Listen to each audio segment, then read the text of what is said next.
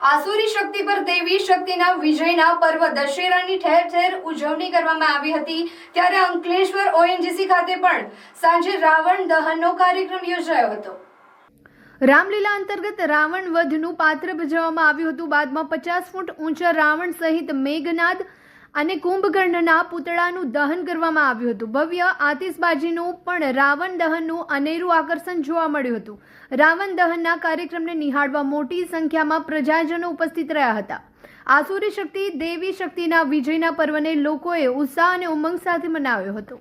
नमस्कार, आज शाम को इधर हम लोग ओएनजीसी कॉलोनी में आए हुए हैं। ये रावण दहन का रामलीला के एक फाइनल एपिसोड को हमको कंक्लूड करने के लिए हम लोग लास्ट 10 दिन से बहुत ही अच्छी तरह से ये सेलिब्रेशन कर रहे हैं। नवरात्रि, दुर्गा पूजा एंड रामलीला फंक्शन कर रहे हैं। आज का लास्ट एपिसोड अभी हम रावण दहन को हम कर रहे हैं। इसमें इतना बड़ा बड़ा पुतले 45 फीट का पुतले हम लोग ने बना के रखा है। 2 महीने से हंड्रेड्स ऑफ आर्टिस्ट इसमें काम करके इसको बिल्कुल कलरफुल बना के रखे हैं। इसमें हमको एक मैसेज मिलता है, हमारा अंदर का जो क्रोध, जेलस, फियर वगैरह को डिस्ट्रॉय करने के लिए एक एग्जाम्पल के लिए हम करते हैं।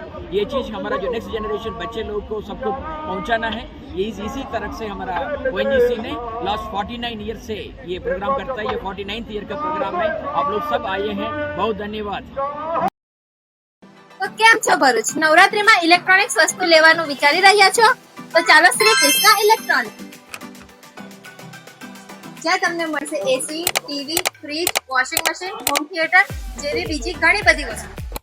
નવરાત્રીમાં ક્રેડિટ કાર્ડ ઉપર અપ ટુ 26% ઇન્સ્ટન્ટ કેશબેક અને બજાજ ફાઇનાન્સમાં 1 EMI બેક અને સાથે સાથે એશ્યોર ગિફ્ટ પણ મળશે।